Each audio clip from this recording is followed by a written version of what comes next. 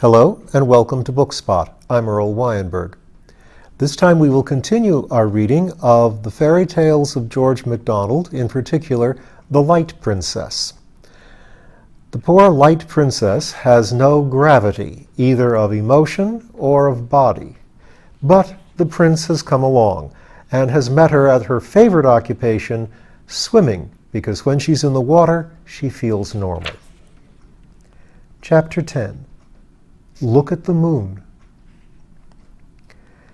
Early the next morning, the prince set out to look for something to eat, which he soon found at a forester's hut, where for many following days he was supplied with all that a brave prince could consider necessary. And having plenty to keep him alive for the present, he would not think of wants not yet in existence. Whenever care intruded, this prince always bowed him out in the most princely manner.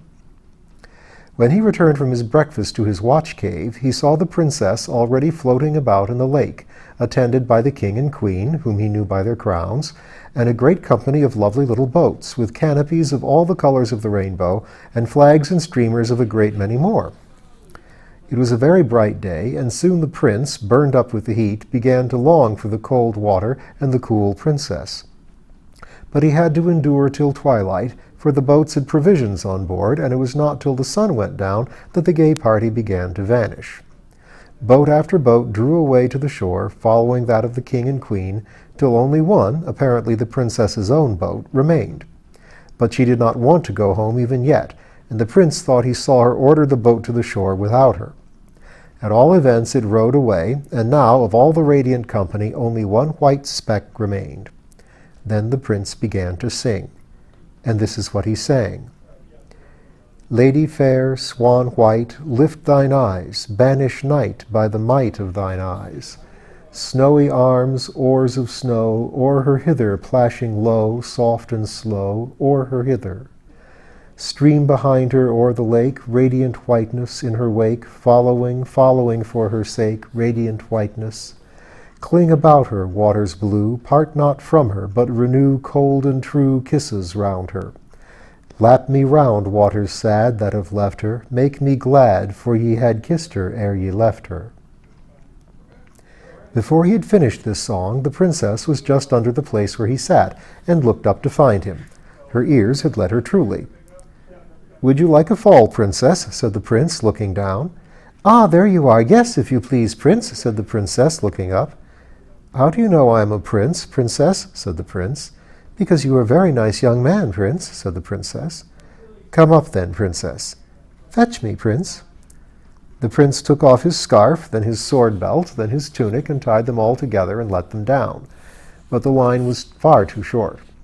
He unwound his turban and added it to the rest, when it was all but long enough, and his purse completed it. The princess just managed to lay hold of the knot of money, and was beside him in a moment. This rock was much higher than the other, and the splash and the dive were tremendous. The princess was in ecstasies of delight, and their swim was delicious. Night after night they met and swam about in the dark, clear lake, where such was the prince's gladness that, whether the princess's way of looking at things infected him, or he was actually getting light-hearted, he often fancied that he was swimming in the sky instead of the lake. But when he talked about being in heaven, the princess laughed at him dreadfully. When the moon came, she brought them fresh pleasure. Everything looked strange and new in her light, with an old, withered, yet unfading newness. When the moon was nearly full, one of their great delights was to dive deep in the water, then turning round, look up through it at the great blot of light close above them, shimmering and trembling and wavering, spreading and contracting, seeming to melt away and grow again solid. Then they would shoot up through the blot, and lo, there was the moon, far off, clear and steady and cold, and very lovely, at the bottom of a deeper and bluer lake than theirs, as the princess said. The prince soon found out that while in the water, the princess was very like other people. And besides this, she was not so forward in her questions or pert in her replies at sea as on the shore. Neither did she laugh so much, and when she did laugh, it was more gently. She seemed altogether more modest and maidenly in the water than out of it. But when the prince, who had really fallen in love when he fell in the lake, began to talk to her about love, she always turned her head toward him and laughed. After a while she began to look puzzled, as if she were trying to understand what he meant, but could not, revealing a notion that he meant something. But as soon as ever she left the lake, she was so altered that the prince said to himself, "If I marry her, I see no help for it. We must turn merman and mermaid and go out to sea at once." Chapter 11. Hiss! The princess's pleasure in the lake had grown to a passion, and she could scarcely bear to be out of it for an hour. Imagine then her consternation when, diving with the prince one night, a sudden suspicion seized her that the lake was not so deep as it used to be. The prince could not imagine what had happened. She shot to the surface and without a word swam at full speed toward the higher side of the lake. He followed, begging to know if she was ill or what was the matter. She never turned her head or took the smallest notice of his question. Arrived at the shore, she coasted the rocks with minute inspection. But she was not able to come to a conclusion, for the moon was very small, so she could not see well. She turned, therefore, and swam home without saying a word to explain her conduct to the prince, of whose presence she seemed no longer conscious. He withdrew to his cave in great perplexity and distress. Next day she made many observations, which, alas, strengthened her fears.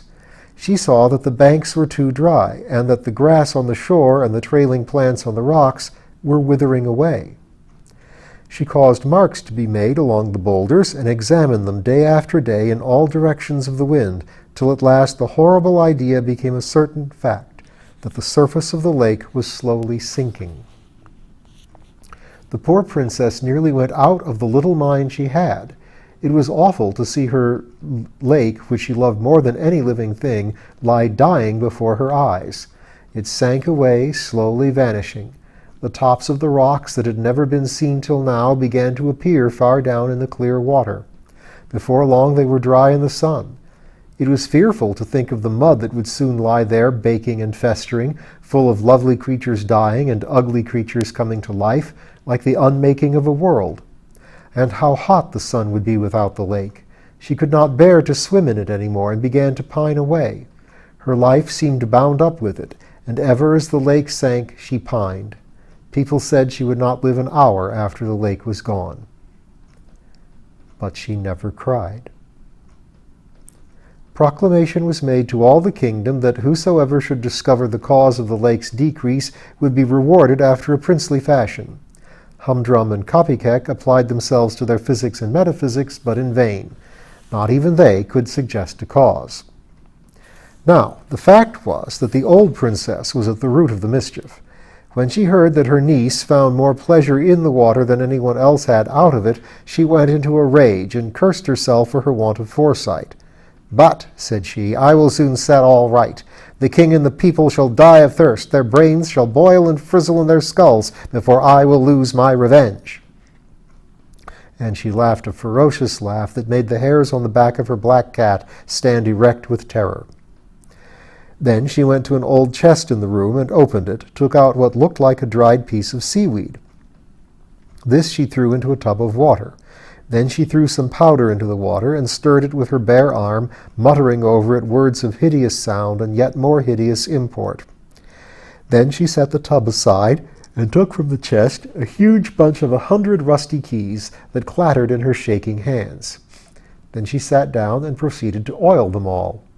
Before she had finished, out from the tub, the water of which had kept on a slow motion ever since she had ceased stirring it, came the head and half the body of a huge gray snake. But the witch did not look round. It grew out of the tub, waving itself backward and forward with a slow horizontal motion, till it reached the princess, when it laid its head upon her shoulders and gave a low hiss in her ear. She started, but with joy, and seeing the head resting on her shoulder, drew it toward her and kissed it. Then she drew it all out of the tub and wound it round her body. It was one of those dreadful creatures which few have ever beheld, the white snakes of darkness. Then she took the keys and went down to her cellar, and as she unlocked the door, she said to herself, "This is worth living for." Locking the door behind her, she descended a few steps into the cellar, and crossing it, unlocked another door into a dark, narrow passage.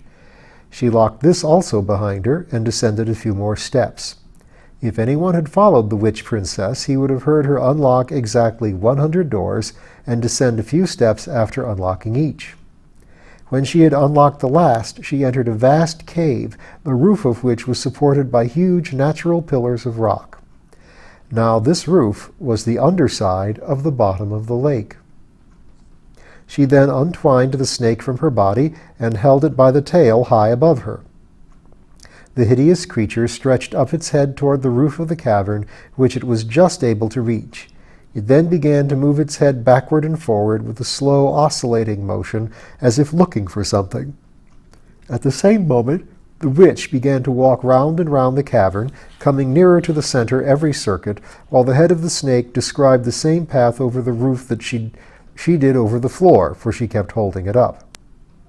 And still it went slowly oscillating.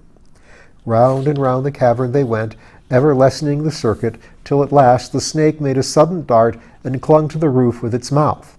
"That's right, my beauty," cried the princess. "Drain it dry." She let it go, left it hanging, and sat down on a great stone with her black cat, which had followed her all round the cave, by her side. Then she began to knit and mutter awful words. The snake hung like a huge leech, sucking at the stone. The cat stood with his back arched and his tail like a piece of cable, looking up at the snake. And the old woman sat and knitted and muttered. 7 days and 7 nights they remained thus, when suddenly the serpent dropped from the roof as if exhausted, and shriveled up till it was again like a piece of dried seaweed. The witch started to her feet, picked it up, put it in her pocket, and looked up at the roof.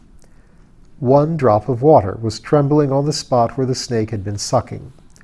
As soon as she saw that, she turned and fled, followed by her cat. Shutting the door in a terrible hurry, she locked it, and having muttered some frightful words, sped to the next, which she also locked and muttered over, and so with all the 100 doors till she arrived at her own cellar. There she sat down on the floor ready to faint, but listening with malicious delight to the rushing of the water, which she could hear distinctly through all the 100 doors. But this was not enough. Now that she had tasted revenge, she lost her patience. Without further measures, the lake would be too long in disappearing. So the next night, with the last shred of the dying old moon rising, she took some of the water in which she had revived the snake, put it in a bottle, and set out accompanied by her cat. Before morning, she had made the entire circuit of the lake, muttering fearful words as she crossed every stream, and casting into it some of the water out of her bottle. When she had finished the circuit, she muttered yet again, and flung a handful of water toward the moon. Thereupon, every spring in the country ceased to throb and bubble, dying away like the pulse of a dying man. Next day there was no sound of falling water to be heard along the borders of the lake. The very courses were dry, and the mountains showed no silvery streaks down their dark sides. And not alone had the fountains of Mother Earth ceased to flow, for all the babies throughout the country were crying dreadfully, only without tears. Chapter 12. Where is the Prince? Never since the night when the princess left him so abruptly had the prince had a single interview with her. He had seen her once or twice in the lake, but as far as he could discover, she had not been in it any more at night. He had sat and sung and looked in vain for his Nereid, while she, like a true Nereid, was wasting away with her lake, sinking as it sank, withering as it dried. When at length he discovered the change that was taking place in the level of the water, he was in great alarm and perplexity. He could not tell whether the lake was dying because the lady had forsaken it, or whether the lady would not come because the lake had begun to sink. But he resolved to know so much at least. He disguised himself, and going to the palace, requested to see the Lord Chamberlain. His appearance at once gained his request, and the Lord Chamberlain, being a man of some insight, perceived that there was more in the prince's solicitation than met the ear. He felt likewise that no one could tell whence a solution of the present difficulties might arise.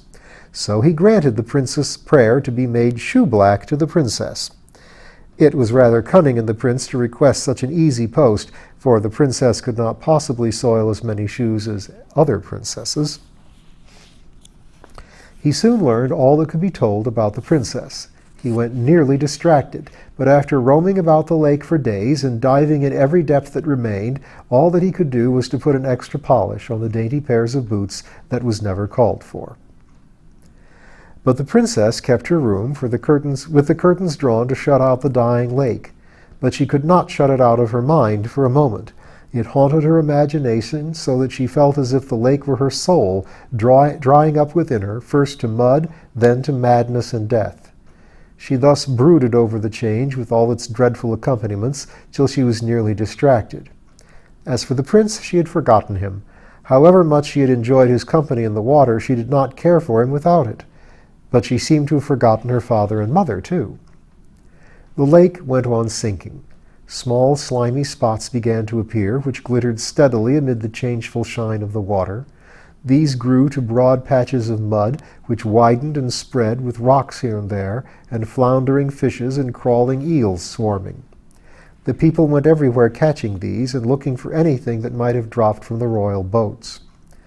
At length the lake was all but gone, only a few of the deepest pools remaining unexhausted. It happened one day that a party of youngsters found themselves on the brink of one of these pools in the very center of the lake. It was a rocky basin of considerable depth. Looking in, they saw at the bottom something that shone yellow in the sun. A little boy jumped in and dived for it. It was a plate of gold covered with writing. They carried it to the king. On one side of it stood these words, "Death alone from death can save. Love is death, and so is brave. Love can fill the deepest grave. Love loves on beneath the wave." Now, this was enigmatical enough to the king and courtiers, but the reverse of the plate explained it a little. Its writing amounted to this: "If the lake should disappear, they must find the hole through which the water ran, but it would be useless to try to stop it by any ordinary means. There was but one effectual mode. The body of a living man could alone stanch the flow. The man must give himself of his own will, and the lake must take his life as it filled. Otherwise, the offering would be of no avail. If the nation could not provide one hero, it was time it should perish." Chapter 13. Here I Am. This was a very disheartening revelation for the king, not that he was unwilling to sacrifice a subject, but that he was hopeless of finding a man willing to sacrifice himself. No time was to be lost, however, for the princess was lying motionless on her bed and taking no nourishment but lake water, which was now none of the best. Therefore the king caused the contents of the wonderful plate of gold to be published throughout the country. No one, however, came forward. The prince, having gone several days' journey into the forest to consult a hermit whom he had met there on his way to the kingdom, knew nothing of the oracle till his return. When he had acquainted himself with all the particulars, he sat down and thought, "She will die if I don't do it, and life would be nothing to me without her, so I shall lose nothing by doing it. And life will be pleasant to her as ever, for she will soon forget me, and there will be so much more beauty and happiness in the world. To be sure, I will not live to see it." Here the poor prince gave a sigh. "How lovely the lake will be in the moonlight, with that glorious creature sporting in it like a wild goddess. It is rather hard to be drowned by inches, though. Let me see, that will be 70 inches of me to drown." Here he tried to laugh, but could not. "The longer the better, however," he resumed, "for can I not bargain that the princess shall be beside me all the time? So I shall see her once more, kiss her perhaps, who knows, and die looking in her eyes. It will be no death. At least I shall not feel it. And to see the lake filling for the beauty again? All right, I am ready." He kissed the princess's boot, laid it down, and hurried to the king's apartment.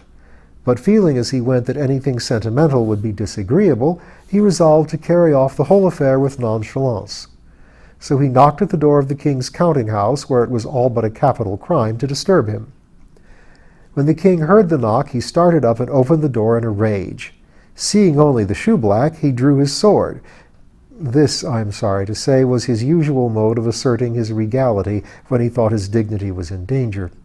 But the prince was not in the least alarmed. "Please, your majesty, I'm your butler," said he. "My butler? You lying rascal, what do you mean?" "I mean I will cork your big bottle." "Is the fellow mad?" bawled the king, raising the point of his sword. "I will put in a stopper, a plug, what you call it, in your leaky lake, Grand Monarch," said the prince. The king was in such a rage that before he could speak he had time to cool and to reflect that it would be great waste to kill the only man who was willing to be useful in the present emergency, seeing that in the end the insolent fellow would be as dead as if he had died by his Majesty's own hand. "Oh," said he at last, putting his sword up with difficulty, it was so long. "I'm obliged to you, you young fool. Take a glass of wine?" "No, thank you," replied the prince. "Very well," said the king. "Would you like to run and see your parents before you make your experiment?" "No, thank you," said the prince. "Then we will go and look for the hole at once," said his Majesty, proceeding to call some attendants. "Stop, please, your Majesty. I have a condition to make," interposed the prince. "What?" exclaimed the king. "A condition? And with me? How dare you?" "As you please," returned the prince coolly. "I wish your Majesty a good morning." "You wretch! I will have you put in a sack and stuck in the hole." "Very well, your Majesty," replied the prince, becoming a little more respectful, lest the wrath of the king should deprive him of the pleasure of dying for the princess. "But what good will that do, your Majesty? Please to remember that the oracle says the victim must offer himself." "Well, you have offered yourself," retorted the king. "Yes, upon one condition." "Condition again!" roared the king, once more drawing his sword. "Begone! Somebody else will be glad enough to take the honor off your shoulders." "Your Majesty knows it will not be easy to get another to take my place." "Well, what is your condition?" growled the king, feeling the prince was right. "Only this," replied the prince, "that as I must on no account die before I am fairly drowned, and the waiting will be rather wearisome, the princess your daughter shall go with me, feed me with her own hands, and look at me now and then to comfort me, for you must confess it is rather hard. As soon as the water is up to my eyes, she may go and be happy, and forget her poor shoeblack." Here the prince's voice faltered, and he very nearly grew sentimental in spite of his resolution. "Why didn't you tell me before what your condition was? Such a fuss about nothing!" exclaimed the king. "Do you grant it?" persisted the prince. "Of course I do," replied the king. "Very well, I am ready. Go and have some dinner then, while I set my people to find the place." The king ordered out his guards and gave directions to the officers to find the hole in the lake at once. So the bed of the lake was marked out in divisions and thoroughly examined, and in an hour or so the hole was discovered. It was in the middle of a stone near the center of the lake, in the very pool where the golden plate had been found. It was a three-cornered hole of no great size. There was water all around the stone, but very little was flowing through the hole. So the prince has volunteered to drown for the princess, and we'll find out how that works out next time.